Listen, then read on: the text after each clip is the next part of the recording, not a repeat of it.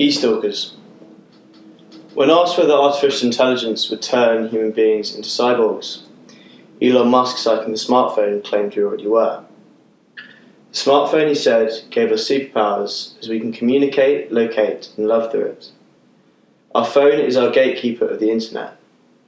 In order to wield these superpowers, we've become completely dependent upon them. This has been demonstrated as on any given London tube, 90% of Homo sapiens clunk their way through Candy Crush or Spotify on a device the size of a large rock.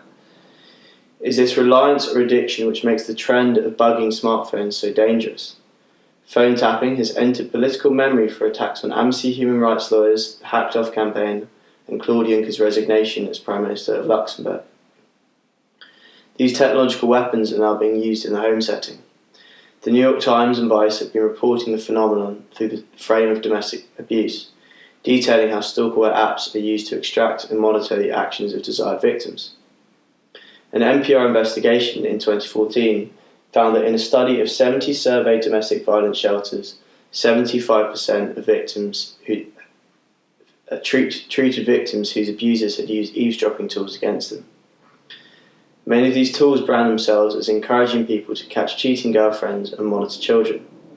Last year, an academic study detailed more than 200 apps that could allow would-be stalkers the capability to log location, texts, and even secretly record videos. Bugging is not acceptable, and there is an urgent need to raise the level of aversion towards these torturous methods. I provide two arguments to illustrate the severity of phone hacking. Firstly, exploring the power it gives abusers over victims. Secondly, exploring the victim's psychological affliction and subsequent addiction of the abuser. My aim is not to catastrophize, but to reflect a moral monster. Stalkerware has made harassment smarter, easier, and more accessible. Through downloading malware onto smartphones, individuals can acquire people's location data, listen to phone calls, and know exactly who and what someone is texting. This makes the accessibility of stalking far more powerful than ever before. Application spyware can immediately set up a Bentham's panopticon-style relationship where the prison guard can view the prisoner at all times without being seen. Foucault used this metaphor to describe the central mechanism of control throughout 19th century prisons, schools, and factories. The individual is expected to internalise and normalise constant surveillance and behaviour towards their watchman's demands.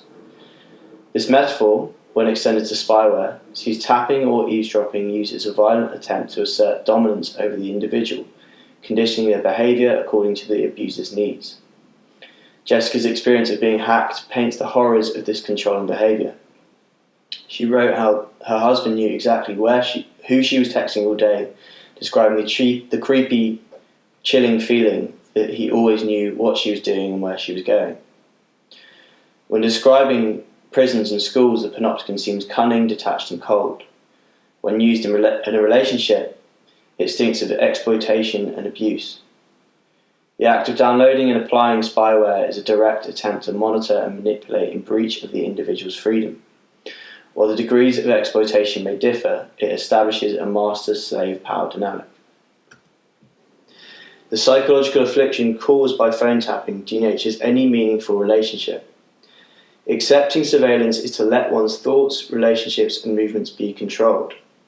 These technologies are not built on a mutual basis. Wives and husbands do not agree to spy on each other to increase transparency in relationships. Instead, it is an imposition of surveillance with the expectation that the victim will submit towards being used and exploited. It is a malevolent betrayal of trust applied to tranquilize the abuser's status anxiety. You can imagine the sick intoxication felt by the stalker. Fantasies constructed through Cold War novels veiling the violence of psychological penetration. Thoughts would become drunk from a cocktail of power, domination, and espionage. In turn, the abuser is then rich with information from which they can provoke and tease their victim.